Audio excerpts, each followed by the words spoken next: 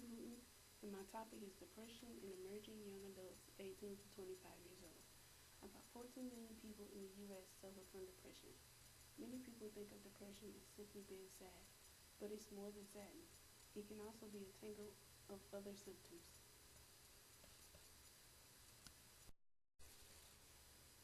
The relationship between depression and anxiety is not just a one way street. Losing a loved one, getting fired, going through a divorce, and other difficult situations can lead a person to feel anxious. Some people experience these feelings daily or nearly daily for no apparent reason. Trauma is a deeply distressing or disturbing experience.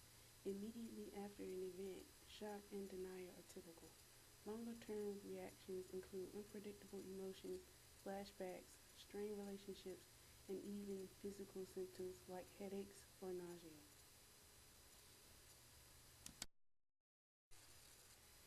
Scientists look at patterns of illness in families to estimate their heritability, or roughly what percentage of their cause is due to genes. Heritability is probably 40 to 50%. It might be higher for severe depression. This could mean that in most cases of depression, around 50% is genetic.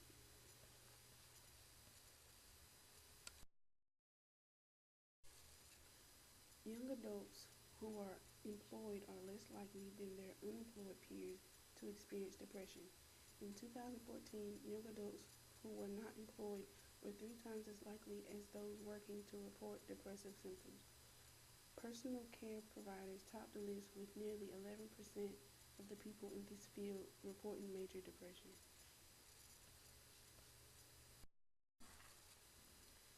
Ranking just below professional care workers are the people who are serving the food at your favorite local restaurants. Wait staff often get low pay and can have exhausting jobs with numerous people telling him what to do each day. Customers can be very rude and there is a lot of physical exertion. When people are depressed, it is hard to have energy and motivation.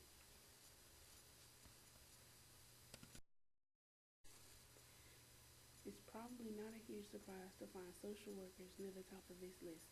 Dealing with abused children or families on the brink of every imaginable crisis can make for a demanding, stressful job that's often 24/7. To do a good job, you have to work really hard and often make sacrifices.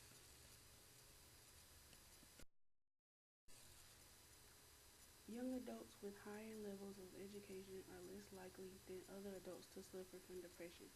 In 2014, 2% of young adults with at least a bachelor's degree reported symptoms of depression, compared with 6% with a high school diploma in some college or an associate's degree.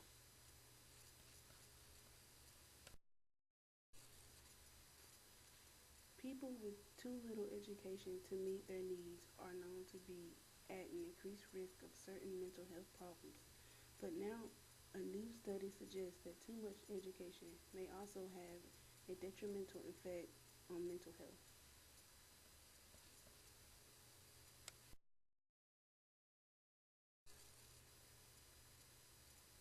People who are overeducated, who had more years of education that their jobs required, were at risk of depression. The reason for this could be because they are not challenged by their jobs and cannot use all of the skills they acquired during their education.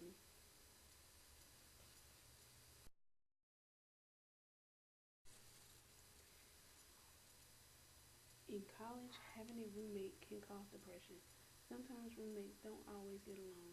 They have trouble with things such as shower schedules, who's going to shower first, or how long they take in the shower. They even have problems with their roommate having late night company when you have an early class.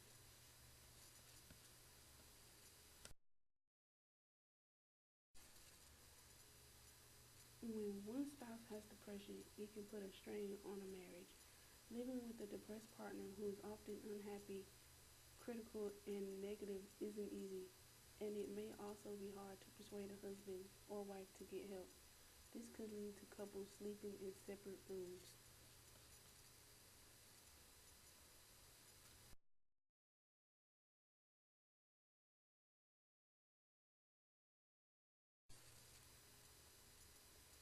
Young adults were less likely to show depressive symptoms if they were married and more likely to show symptoms if they were cohabiting.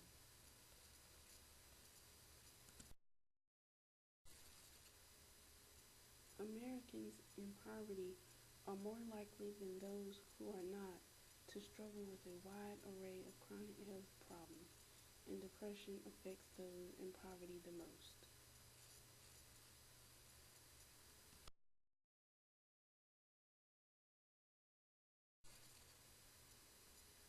About 31% of Americans in poverty say they have at some point been diagnosed with depression, compared with 15.8% of those not in poverty.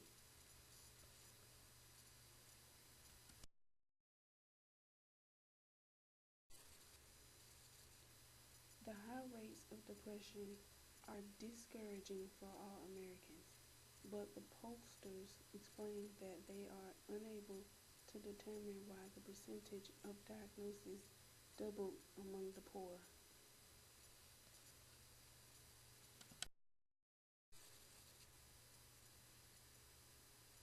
Substance abuse is common among people who are battling a depressive disorder.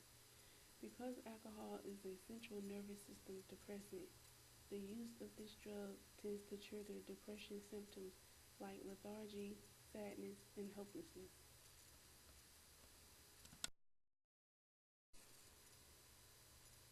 However, many depressed individuals reach for drugs or alcohol as a way to lift their spirits or to numb painful thoughts.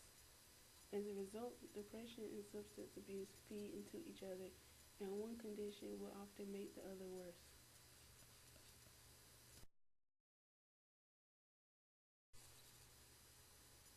Depression can also suppress the immune system and weaken the body, making it easy to have physical ailments and chronic illness. When you add drugs and alcohol to the mix, the risk to your physical and emotional health increases.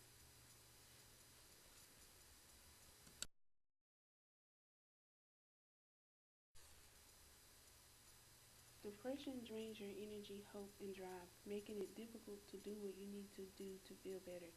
But while overcoming depression isn't quick or easy, it's far from impossible. Here's what you can do. Step 1, reach out and stay connected to supportive people. 2, do things that make you feel good. 3, move vigorously during the day. 4, get a daily dose of sunlight. And 5, challenge negative thinking.